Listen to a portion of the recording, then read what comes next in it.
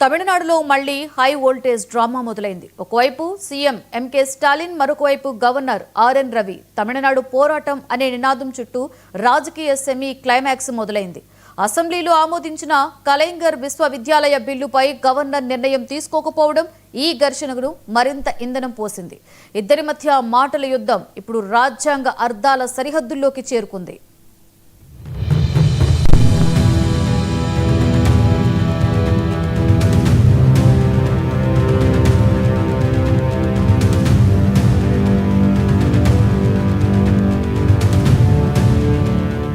తమిళనాడు రాజకీయాల్లో మళ్లీ మంటలు చెలరేగాయి.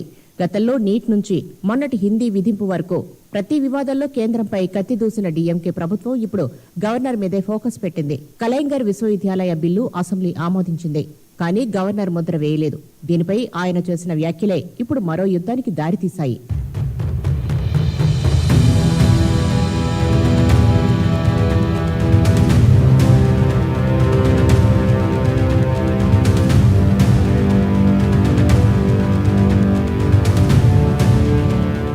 తమిళ ప్రముఖ కవి వల్లాలార్ 202వ జయంతిని పురస్కరించుకుని రాజ్భవన్లో జరిగిన కార్యక్రమంలో గవర్నర్ రవి మాట్లాడారు.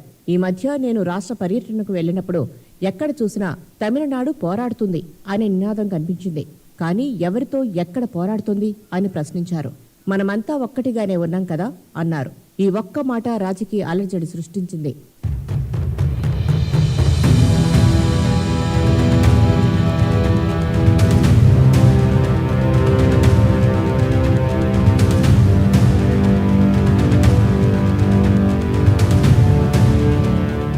గవర్నర్ రవి చేసిన ఈ వ్యాఖ్యలపై సీఎం స్టాలిన్ మండిపడ్డారు.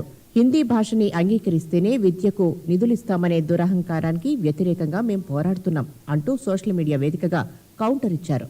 మూఢనమ్మకాలు, స్వయం ప్రపత్తి, రాజ్యాంగ విలువలపై దాడులు జరుగుతున్నాయని మండిపడ్డారు. గవర్నర్ వెనుక ఉన్న శక్తులు కూడా ఇందులో భాగమని బహిరంగంగా చురకలంటించారు.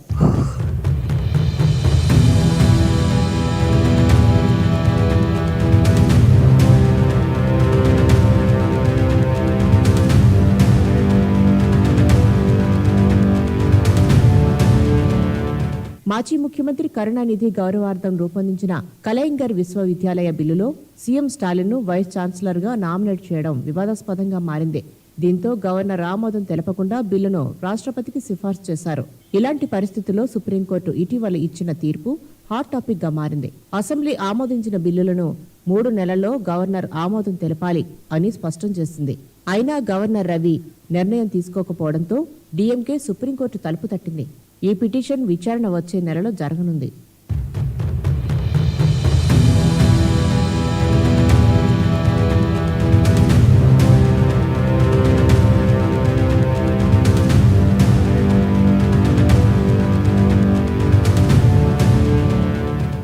గవర్నర్ రవి వ్యాఖ్యలను కాంగ్రెస్ తీవ్రంగా ఖండించింది. ఇవి పూర్తిగా రాజకీయ ప్రేరేపిత వ్యాఖ్యలు, తమిళనాడును కించపరిచేలా ఉన్నాయని మండిపడింది. డీఎంకే మంత్రి దురైమురుగన్ మరో అడుగు ముందుకేశారు. గవర్నర్ తన స్థాయిని దిగజార్చేలా వ్యవహరిస్తున్నారు. తాను గవర్నర్ను అనే విషయం మర్చిపోయి ప్రతిపక్ష నేత అనుకుంటున్నారేమో. ఇలాంటి ఆయన గురించి మేమిక మాట్లాడబోమంటూ ఘాటుగా స్పందించారు.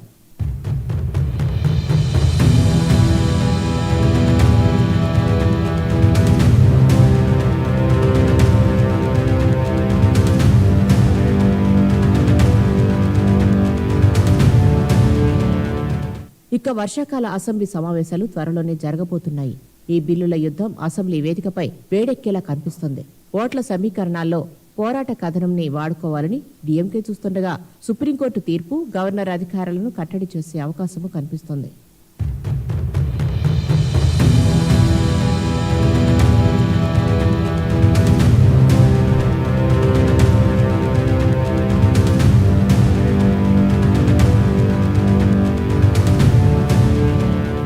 తమిళనాడు రాజకీయాలు ఎప్పుడూ భాగోద్వేగంతో ముడిపడి ఉంటాయి. పాలకుల మధ్య బిల్లుల యుద్ధం, నినాదాల వెనుక అర్థాల పోరు, అసెంబ్లీ వర్షాకాల సమావేశాలను వాడివేడిగా మార్చే సంకేతాలు కనిపిస్తున్నాయి. ఇంతకు తమిళనాడు పోరాడుతోంది అన్నది నినాదమా లేక స్వరమా? సమాధానం త్వరలోనే అసెంబ్లీ హాల్లో ప్రతిధ్వనించనుంది.